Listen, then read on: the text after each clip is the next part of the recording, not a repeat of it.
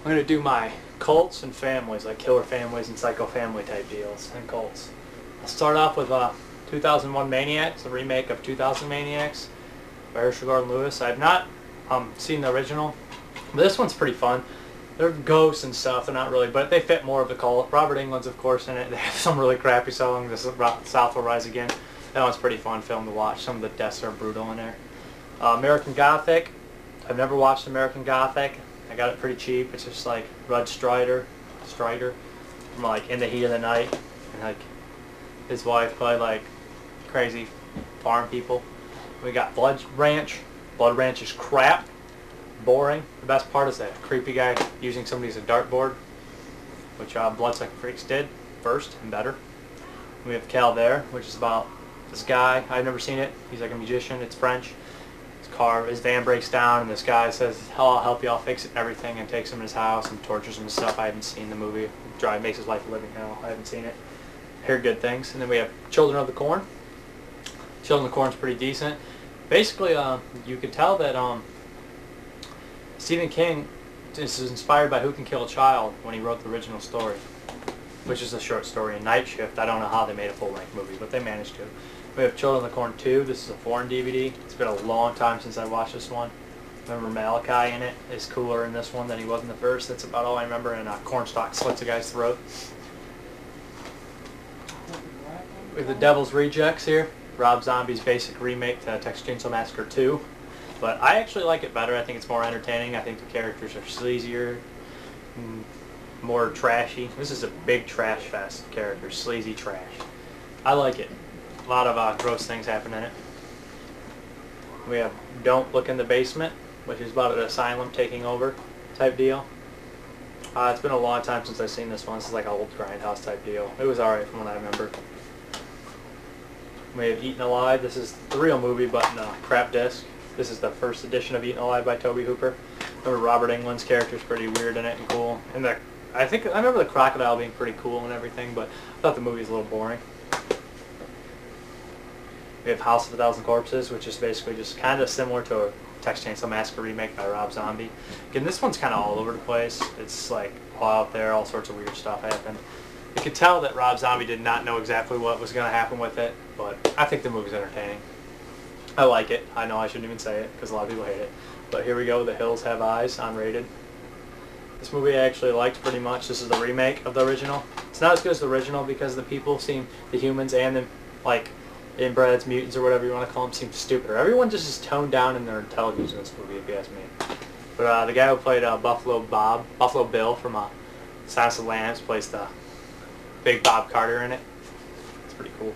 I haven't watched this. I got it for $2.50. It looks like crap. I hear it's crap. The original sequel to The Hills Have Eyes, the old one, was terrible, and this one's probably worse. But then we have the original Hills Have Eyes by Wes Craven, his second big movie. This is the double disc. This movie is actually pretty awesome, entertaining.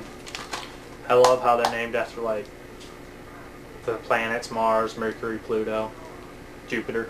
But this is Pluto on the front. The dogs play a bigger part, I think, in this one. And Beast is awesome. Beauty and the Beast, the dogs. This one's highly recommended. Splits family against family. Then we have, I've not seen this one, but reading the back, Invitation to Hell by Wes Craven seemed like that type of deal. I don't know much about it. Then we have the third Texas Chainsaw Massacre, Leatherface, the rated and non-rated edition. I actually enjoyed this one, maybe because of the fact that Viggo Mortensen's in it for a bit, and that Ken Foree's in it, and I love Ken Foree from the Dawn of the Dead, the original. He fights Leatherface in the swamp. That's pretty cool. Two big guys just duking out in the swamp. I like that. Lightning Bug, I just read the back. I have not seen it. I got it pretty cheap, under $5.99. I do not know what it's about. I hear good things, so. We have Population 436. Don't know much about it at all. Got it really cheap. Private Parts, which is about like these crazy people who run their hotel. This one's pretty sleazy, good, recommended. Hardly anyone's heard of it. Paul Bartel directed it. He's in a couple of Joe Dante movies, some other stuff too. I'd recommend this one just for a good sleaze. 1972, I believe. Way ahead of its time for the sleaziness. Then we have Skinned Alive, which is basically like a, they say it's like Texas Chainsaw Massacre meets the Three Stooges, the tent video. I enjoy this one. This might be my favorite tent video. It's just really entertaining. Scott Spiegel plays Fink. If you like the Texas Chainsaw Massacre and stupid comedy, you'd like this one. I enjoy this one. I'd recommend this one even though it's low budget.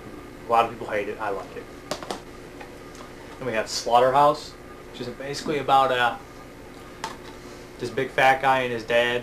They like cut up pit. They run a slaughterhouse. And they're trying to close them down, so they get revenge on everyone. It's okay. We have Spider Baby, with Sid Haig really young in it, and Lon Chaney Jr.'s one of his last roles. I'd recommend this one. It's pretty good.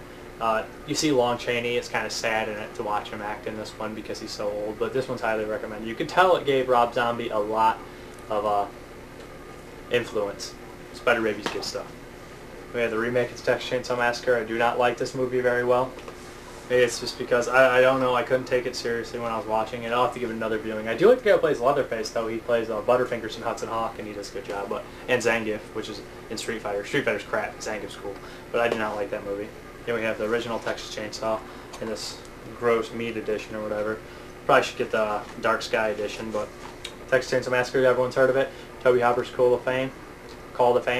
Of course it's good, but it's not, it might be a bit overrated. I do like it though, don't get me wrong. Then we have the sequel, Texas Chainsaw Massacre 2, which is by Toby Hooper, has Dennis Hopper in it. It's more fun, it's cheesy, it's campy. Tom Savini does effects, pretty good effects. Then we have Texas Chainsaw Massacre, The Next Generation, which is the fourth and final one. Has Matthew McConaughey in it. I've never seen it. Don't know how it is. Then we have one of my favorites in this section, Who Can Kill a Child, 1976.